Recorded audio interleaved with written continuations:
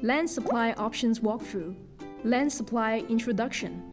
This series of animated short films serve to introduce and explain the various land supply options under the public engagement exercise of the Task Force on Land Supply. Two animated characters, a man and a little girl, are walking through different scenes in the film, explaining the pros and cons as well as the considerations for each land supply option. There are 12 episodes in total. This is the first episode, Introduction. The animated man is wearing glasses and a suit. The little girl is wearing a school uniform. Both of them are holding a paper file in their hands.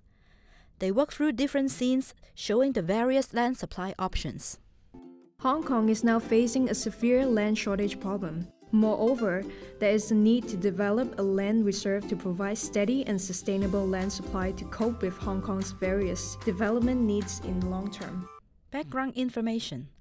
Land shortage of at least 1,200 hectares in the long term, equivalent to around 60 Victoria Parks.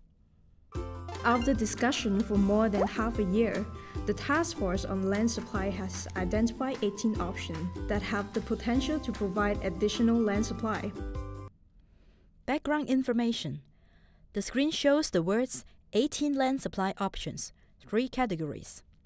3 paper folders lie underneath, which write short to medium term, medium to long term, and conceptual stage.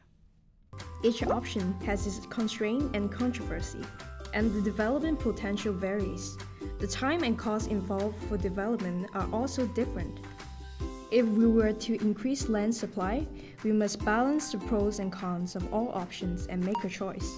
Among all those options, 4 of them with the potential to provide land supply in the short and medium term are subject to some studies or planning by the government. They are developing brownfield sites, tapping into the private agricultural land reserve in the new territories, alternative uses of sites under private recreational leases, relocation or consolidation of land-extensive recreational facilities. 6 options are subject to more protracted development processes. Hence, they could only provide additional land supply in the medium to long term. Nearshore reclamation outside Victoria Harbour, developing caverns and underground space, more new development areas in the new territories, developing the East Lantau Metropolis, developing the river trade terminal site, developing 2 pilot areas on the periphery of country parks. The remaining 8 options are still at the conceptual stage. The feasibility is subject to further studies. Hence, it is difficult to estimate the potential and lead time to development. Increasing development intensity of village-type development zones. Utilizing the development potential of public utility sites. Topside development of existing transport infrastructure. Developing the river trade terminal site and its surrounding in the long term. Relocation of quieting container terminals. Topside development of quieting container terminals.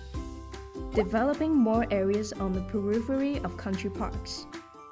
Reclaiming part of Plover Cove Reservoir for new town development.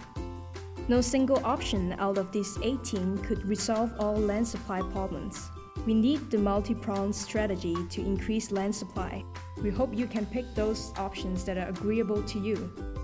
Don't miss out on other short clips if you want to know more about the 18 options. Super! To be continued. Land for Hong Kong. Our home, our say. Task Force on Land Supply. Website www.landforhongkong.hk. The end.